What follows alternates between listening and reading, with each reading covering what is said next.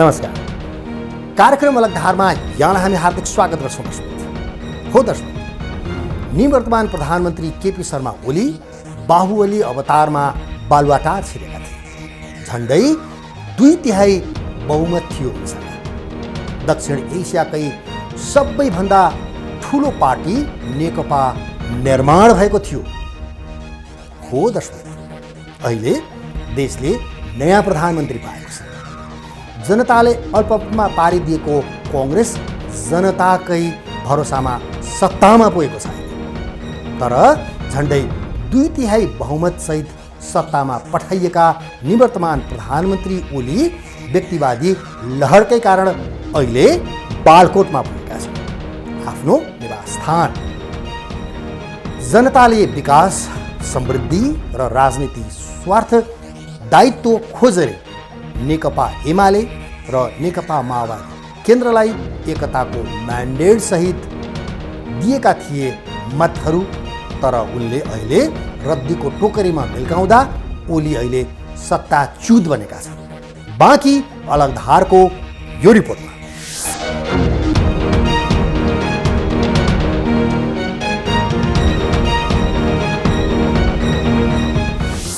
2074 सालको पहिलो सङ्घीय प्रणाली सहितको निर्वाचन लगत्तै झन्डै 2/3 बहुमतका साथ जनताले निवर्तमान प्रधानमन्त्री केपी ओलीलाई सिंहदरबार पठाएका थिए। मुलुकले समाजवादको रथ पक्रेको अनुभूति भएको थियो। 2072 सालमा भारतले नाकाबन्दी गरेपछि विदेशी हैकम र प्रभुत्वका विरुद्ध अड्डी कसेर भारतलाई परास्त गरेका ओलीमाथि आशा र भरोसा निकै रहेको थियो। धेरै आकाङ्क्षाहरू थिए, राजनीतिक स्थायित्वको चाहना थियो। तर सत्ताको उन्मादले ओली आफै खुरमुरिँदै गए। मतलब एउटा कुनै नियम कानुन कहीँ छ, केही पनि छैन। कुनै व्यवस्था चलेकै छैन, आधारमा केही पनि संस्थागत आधारमा चलेकै छैन। संसद चल्न सकेका छैन, संसदका कमिटीहरू छन्, ती काम गर्न सकेका छैन। अब एउटा कोर्ट र त्यो आर्मी एउटा अलिकति छ। अब कोर्टलाई पनि बेला बेलामा कहिले यता आफ्नो दबाब दिने काम भएको हुन्छ। चुनावी आश्वासन अनुरूप नै स्थिर सरकार निर्माण भयो भनेर पनि सुरुका दिनमा जनतामा उत्साह र भरोसा जागेको थियो। सरकारले धेरै विषयमा सुधारका कामहरू सुरुवात गरेको थियो। सुरुवाती दिनहरूमा राम्रा कामको थालनी भयो। कानुन निर्माण र कार्यान्वयनमा त फड्को नै मारेको थियो। विदेश सम्बन्धमा बदलाव आएको थियो। सोही अनुरूप चिनिया राष्ट्रपति सी जिनपिङको नेपाल भ्रमण, भारतीय प्रधानमन्त्री नरेन्द्र मोदीको नेपाल भ्रमण र निवर्तमान प्रधानमन्त्री ओलीको फ्रान्स, स्विजरल्यान्ड र बेलायत लगायत देशहरूको भ्रमणले विदेश सम्बन्ध सुधार हुँदै गएको देखिन्थ्यो। यसै गरी जयनगर जनकपुर कुर्था 35 किलोमिटर रेलमार्ग निर्माण र रेल खरिद, पानीजहाज सञ्चालन, योगदानमा आधारित सामाजिक सुरक्षा कोषको कार्यान्वयन र सुशासनमा कठोर हुँदै बम काण्डका आरोपित मोहम्मद अफ्ताब आलमलाई पक्राउ, यौन दुर्व्यवहारको आरोप लागेपछि आफ्नै पार्टीका नेता समेत रहेका तत्कालीन सभामुख कृष्णबहादुर महरालाई बर्खास्त, 136 रोपनी सरकारी जग्गा अपचलनको आरोपमा 175 जना विरुद्ध भ्रष्टाचारको मुद्दा चलाउने जस्ता कार्यले जनतामा उत्साह छाएको थियो। तर दिनहरू बित्दै जाँदा राजनैतिक नियुक्तिमा मनपरी गर्ने, मुलुकको सम्पत्ति कौडीको मोलमा यतिलाई सुम्पिने दुष्चक्र रच्ने र तत्कालीन सञ्चार मन्त्री गोकुल बास्कोटालाई सेक्युरिटी प्रेसमा मुछिदा जोगाउने जस्ता कार्यले सरकार असफल हुँदै गएको हो। ओलीका यस्तै हरकतका कारण जब अनेकौं प्रश्नहरू उठ्न थालेपछि पुष्पकमल दाहाललाई ठेल्ने, माधव नेपाललाई पेल्ने र झलनाथ खनाललाई गलाउने अनि जनताका सपना जलाउने कार्यहरू हुँदै गए। अन्ततः ओली अलोकप्रिय बन्दै जाँदा संसद विघटन गर्ने र अध्यादेशबाट सरकार चलाउने जस्ता कार्यले उनको उल्टो यात्रा सुरु भयो। अनि अदालत जागेपछि सत्ताको तालाचाबी काङ्ग्रेस सभापति शेरबहादुर देउवाको हातमा पर्यो।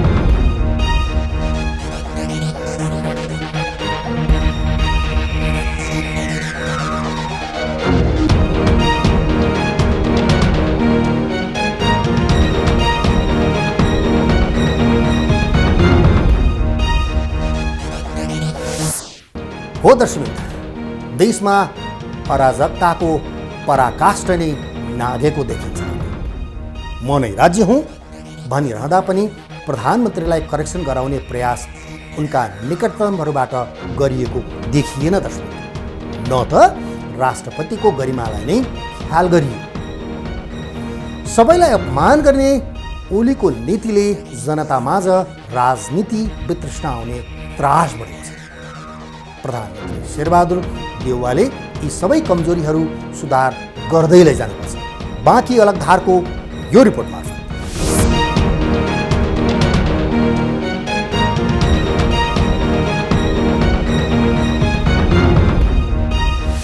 निवर्तमान प्रधानमन्त्री ओलीले देशलाई भताभुङ्ग पारेर पालकोट सरेका छन्। अब नवनियुक्त प्रधानमन्त्री शेरबहादुर देउवाको हातमा विधि, नीति र पद्धतिको ट्र्याकमा देशलाई लैजानुपर्ने ठूलो जिम्मेवारी छ। पहिला चुनौती नम्बर 1 त अब यसलाई तपाईको स्थायित्व दिनु पर्यो। विश्वास मत प्राप्त गरेर कम्तीमा यसले यो प्रतिनिधि सभाको अवधिभरि काम गर्छ कि गर्न सक्दैन, त्यो विश्वासको मत चाहिँ ढिला नगरी 30 दिन भनेर 30 दिन पर्खाउन पनि जरुरी छैन। सकेसम्म छिटो विश्वासको मत हासिल गरेपछि एउटा बाटो टुङ्गिन्छ र सरकारको यात्रा तपाईको 1 वर्ष त ढुक्कसँग गयो। एउटा त्यो भयो। दोस्रो तपाईको अघि मैले भने कोभिड-19 को ले जुन एउटा स्थिति निर्माण गरेको छ मुलुकमा, मानिसको जीव को ज्यानको कुरा, सुरक्षाको कुरा, खोपलाई कसरी चाहिँ बढीभन्दा बढी जनसङ्ख्याको पहुँचमा पुर्याउने, त्यो तत्कालै गर्न पनि काम हो भनेदेखि तेस्रो चुनौती त अब केही कुराहरू अघिल्लो सरकारले भद्रगोल गरेको अवस्था छ। त्यसलाई जस्तो भनौँ न संवैधानिक विचलन हुने गरेर नियुक्तिहरू भएका छन्, ती कुराहरूलाई कसरी व्यवस्थित गर्ने, अब केही चाहिँ अदालतमा छन्, अदालतको निर्णयलाई पर्खिनु पर्ने होला। केही कुरा सरकारले एउटा संवैधानिक प्रक्रियाबाटै त्यसलाई करेक्सन गर्ने बाटोहरू खोज्नु पर्दछ। अरू बाँकी त अहिले म यो अब 1 वर्ष मुस्किलले 1 वर्ष सवा वर्षको अवधिको बेलामा यो सरकारको लागि कुनै योजनाका कुराहरू भन्न सक्ने अवस्थामा छैन। तर पनि सरकारले कसरी काम गर्दछ, उसँग आफ्ना केही न्यूनतम आधारहरू कम्तीमा पनि अब यो गठबन्धनसँग भएका अब 5 दलीय भनेर भनेको छ, के भनियो 4 कस दलीय हो कि के हो होइन। अब एमाले सिङ्गै छैन यसमा, एमाले आंशिक रूपमा त्यो पनि अंशको पनि एउटा सानो अंशका रूपमा छ। त्यति मात्रै होइन, अरू दलहरूलाई पनि एउटा वार्ता त संवाद त गर्नै पर्दछ। जस्तो भवन अब जसपाको महन्त ठाकुरको समूहसँग पनि किन कुरा नगर्ने, कुरा गरेर एउटा सबैलाई स्वीकार्य हुने किसिमको बाटो प्रतिनिधि सभाको एउटा अवधि पूरा गर्ने र भोलि चुनावमा जानु पर्दाखेरि त्यसको लागि पनि एउटा न्यूनतम सहमति सबैको आर्जन गर्नु जरुरी छ। यो सरकारले प्रतिगमन सच्याउन अदालतले देउवालाई प्रधानमन्त्रीको कुर्सी सुम्पिएको हो। पछिल्लो राजनैतिक अराजकताले थिलथिलिएको देशलाई मलम लगाउन सबै असंवैधानिक काम र जथाभावी अध्यादेशबाट भएका नियुक्तिहरू खारेज गर्न, सन्तुलित विदेशी सम्बन्धलाई आत्मसात गर्न, राष्ट्रियता, लोकतन्त्र र समाजवादका आधारहरूको अनुभूत गराउन, प्रतिगमनका फडाहरूलाई निस्तेज पार्न, विदेशी परियोजना कार्यान्वयनका विषयमा सतर्क रहन, विप्लव नेतृत्व लगायतका राजनैतिक दलसँग सार्थक वार्ता गर्न, भ्रष्टाचारको जड मानिएको विकृत निर्वाचन प्रणाली परिवर्तन गर्न तथा गठबन्धनकारी सभ्यताको प्रवर्धन गर्न एवं वर्तमान जनअपेक्षालाई सम्बोधन गर्नु उहाँका अगाडि ठूलो चुनौतीका घेरा रहेका छन् र प्रधानमन्त्री देउवाले पहिलो गर्नुपर्ने कार्य पनि यही हो। ओली प्रवृत्तिलाई छिचोल्न अर्कातिर अठोटको पनि जरुरी छ। प्रधानमन्त्री देउवाका लागि शपथ समारोहमा बेहोर्नु परेको लफडा पनि कम चाने चुने होइन। अर्कातिर वर्तमान जनादेशका नाउँमा देखिने अराजकता पनि असरल हुन थालेका छन्। प्रतिगमनले बिथोलेको संरचनालाई लोकतान्त्रिक अपडेट गर्नुपर्ने जरुरी देखिएको छ। नेपालको यहाँसम्मको राजनीतिक उतार चढाव र इतिहास चाहिँ धेरै आन्दोलित छ, धेरै उतार चढावको छ, स्थिरता छैन। तर पनि के छ भन्दाखेरि चाहिँ हरेक अस्थिरतापछि एउटा संविधान जारी भएको छ र त्यसले फेरि चाहिँ पिपुलमा गइहालेको छ चुनाव गर्नलाई। त यो नेपालको एउटा सुन्दर पक्ष हो। कैयौँ अप्ठ्यारा दिनहरूमा पनि राजनीतिक पार्टीहरू चाहे कङ्ग्रेस हुन् चाहे कम्युनिस्ट हुन् एक ठाउँमा मिलेर चाहिँ डेमोक्रेसीको लागि काम गरेका छन्, अहिले पनि गरिरहेका छन्। अहिले पनि प्रचण्डजी, शेरबहादुरजी होइन, चित्रबहादुर केसीजी, माधव नेपालजीहरू एक ठाउँमा आउनु भनेको यो चाहिँ नेपालको राजनीतिको सबैभन्दा सुन्दर पक्ष हो। त्यसै कारणले राजनीति नेपालको डेमोक्रेसी खतरामा छ, यो संविधान खतरामा छ भन्ने मान्छेहरूले पनि अलिकति ठन्डा दिमागले के सोच्नुपर्छ भने यही मानिसहरू हुन्। आज हेर्नुहोस्, आज बर्मामा डेमोक्रेसी छैन, मिलिट्रीले शासन लियो, त्यहाँ मिलिट्रीले चाहिँ मान्छेलाई चाहिँ म्यासिभ किलिङ गर्दैछ। तर सबै मानिसहरू अत्यन्तै अलोकप्रिय भरिएको त्यो आङ सान सुचीको फोटो लिएर डेमोक्रेसीको लागि लडाइँ लड्दैछन्। भोलि यहाँ चाहिँ डेमोक्रेसी गयो या केही खराब हो अरे हामी कसो फोटो लिएर चाहिँ यहाँ आन्दोलन गर्छौँ होला। यही नेताहरूको यही विश्वप्रसाद कोइराला, पुष्पलाल, यही अहिले भइरहेका नेताहरू बर्माले त्यो कुरालाई चाहिँ प्रमाणित पनि गरिरहेको छ। त्यसले गर्दा के छ भनेर भन्दाखेरि चाहिँ हामीलाई सकिन्छ, हामी नेताका असफलतालाई लिएर जति पनि गाली गर्न सकिन्छ। म पनि सक्छु। शेरबहादुरजीले काङ्ग्रेस चलाउनु भएन, के अरे चाहिँ अहिलेको प्रधानमन्त्री राष्ट्रपतिले संविधान मिच्नुभयो, उहाँहरूले चाहिँ एकदमै पार्टीलाई देशलाई निजीकरण गर्नुभयो होइन। पुष्पकमल दाहालजी र चाहिँ माधव नेपालले चाहिँ के गरे भन्दाखेरि टाइमली एक्सन लिन सकेनन् प्रधानमन्त्रीलाई माथि होइन। अन टाइमली डेट एक्सपायर दबाई जस्तो भए यी नेताहरू छ यो सबै कुराहरू। तर यो हुँदाहुँदै पनि यिनीहरूले गल्ती सच्याएर फेरि यिनीहरूले चाहिँ त्यो गल्ती सच्याउँदै अगाडि बढ्दै संविधान जोगाउँदै डेमोक्रेसी जोगाउँदै यिनीहरूकै धुरीमा चाहिँ नेपालको राजनीति अहिले चलिरहेको छ। राजनीतिमा नयाँ युगको खाँचो छ। नयाँ अध्यायको पाटोमा देशलाई लैजान र व्यक्ति केन्द्रित राजनीतिलाई संस्थागत गर्नुपर्ने जिम्मेवारी देउवाको काँधमा छ। सरकारी जग्गा अतिक्रमणको भ्रष्टाचारमा मुछिएपछि फरार रहेका कांग्रेस नेता विजय कुमार कक्षधार अदालतमा हाजिर भई 10 लाख तिरेर रिहाई भएको प्रसङ्गले वर्तमान सरकारको पहिलो गाँसमै ढुङ्गा लागेको छ। अब बम काण्डका आरोपी अफ्ताब आलमलाई छाड्न सरकारले पहल गर्न सक्ने आशंका पनि गरिएका छन्। यसर्थ देशलाई गौड र व्यक्तिगत लहरलाई प्रधान ठान्दा स्वयं व्यक्ति, उसको टिम र मुलुकलाई हुने अपूरणीय क्षतिलाई नवनिर्वाचित प्रधानमन्त्री देउवाले बडो गम्भीरतापूर्वक ख्याल गर्नुपर्ने अवस्था आएको छ।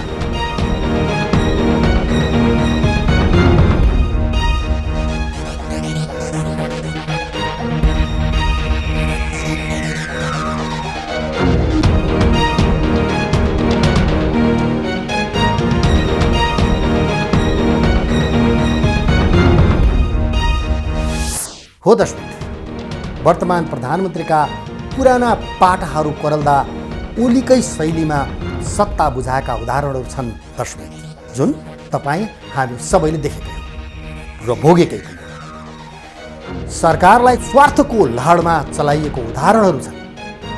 अदालत, प्रहरी र सरकारी कर्मचारीको बढुवामा चलखेल गरेका आरोपहरू छन्। जिउँदै मान्छे जलाउने अफ्ताब आलम, सरकारी जग्गामा कब्जा जाउने विजय कुमार कक्षधारलाई संरक्षण गरेका उदाहरणहरू पनि छन्। अब देउवाले यी कमजोरीहरू सुधार गर्ने आँट गर्नुपर्छ दर्शक। कांग्रेसले विधिको शासन पद्धतिबारे बहस छेड्नुपर्छ। बाँकी अलग धारको यो रिपोर्टमा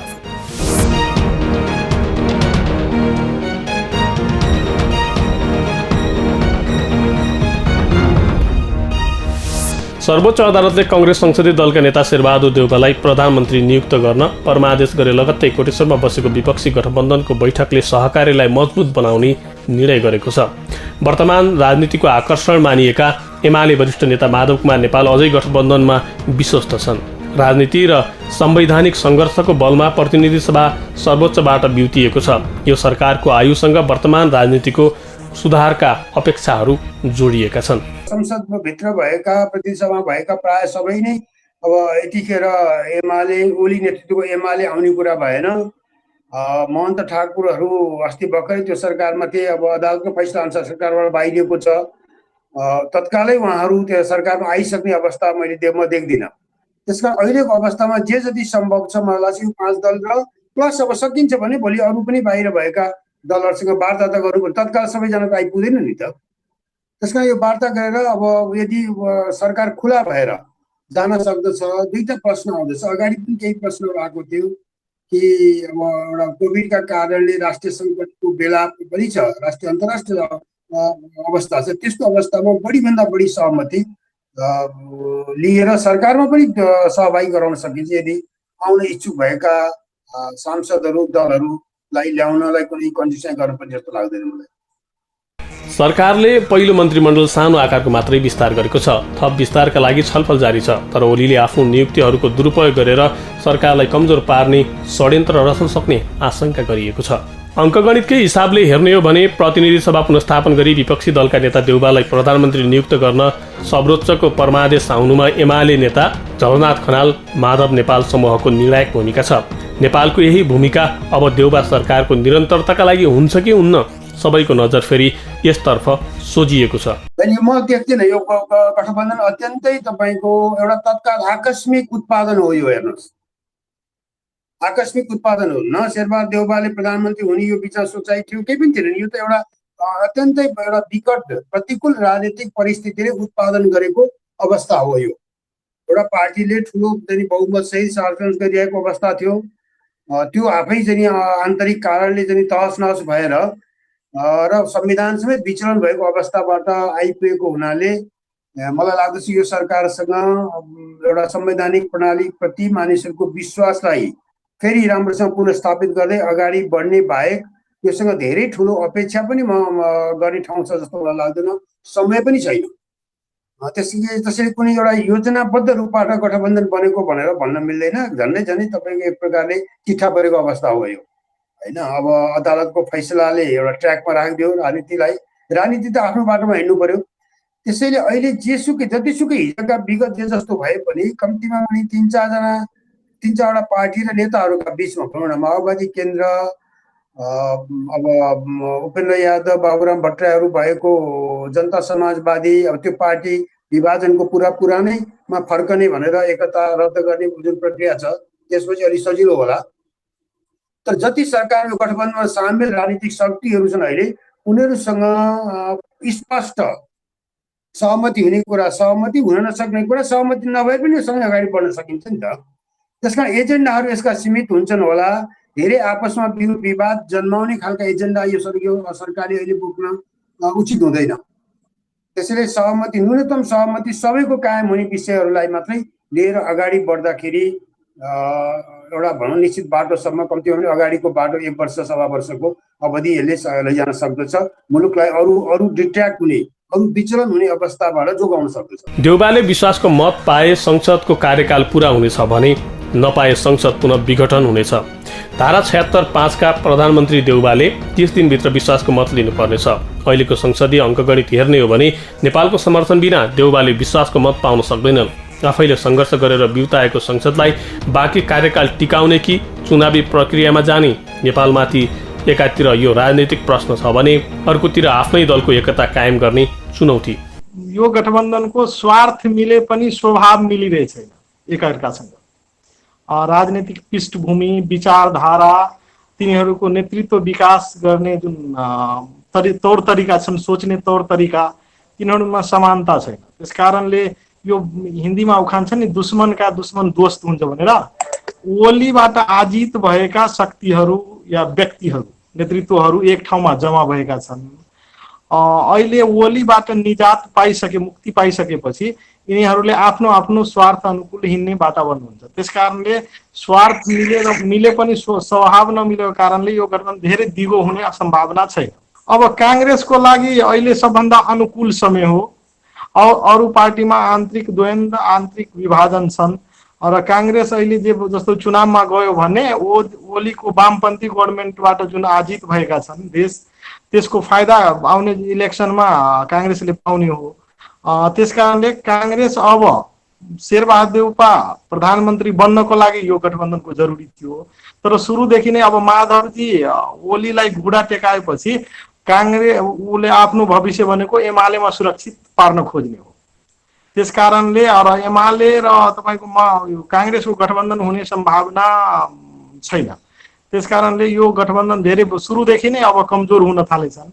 अनि मधेसवादीमा पनि तपाईँको चुनावको लागि अहिले पनि मधेसवादी शक्ति उपेन्द्रजी होस् या राजेन्द्रजीको या महन्त राजेन्द्रजीको समूह, तिनीहरू चुनावको लागि धेरै अनुकूल छैन तिनीहरूको लागि पनि।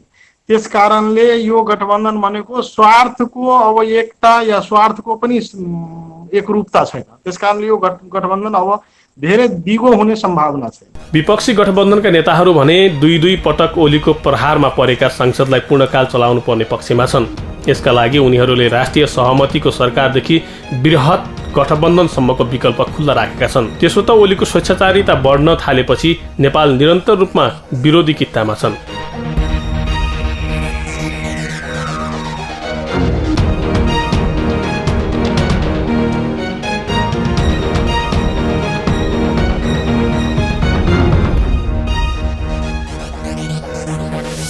हो दर्शक, नयाँ आर्थिक वर्षमा नयाँ सरकार छ। यो सरकारसँग जनताले नयाँ नीति र स्थिति खोजेको छ। कोरोना कहरले सबै चुर्लुम्म छन् यति बेला। यी बाध्यताहरू, परिबन्धहरू र सीमित आम्दानीले खर्च टार्नै सकस छैन जनताहरूलाई। यस्तो अवस्थामा तमाम नेपालीलाई सरकारले देशमै आशा जगाउने कार्य गर्न भुल्नु हुँदैन। दर्शक, यो जनताको चाहना पनि। वर्तमान सरकारले ती सबै आशालाई निराशामा परिणत हुन दिनु हुँदैन। दर्शक, यो सरकार विगतका गल्तीहरू सच्याएर अगाडि बढ्नुपर्छ। अनि मात्रै जनताले भन्ने गरेका छन् अथवा भन्छन् सत्ता र जनतामाझ दूरी हुँदैन। यो थियो आजको अलगधारको विशेष प्रस्तुति, जसलाई हाम्रा सहकर्मी एलबी विश्वकर्माले तयार पारेका हुन्। हस्त आजको अलगधारको प्रस्तुति यति नै। अलगधारको सम्पूर्णलाई बिदा दिनुहोस्। नमस्कार।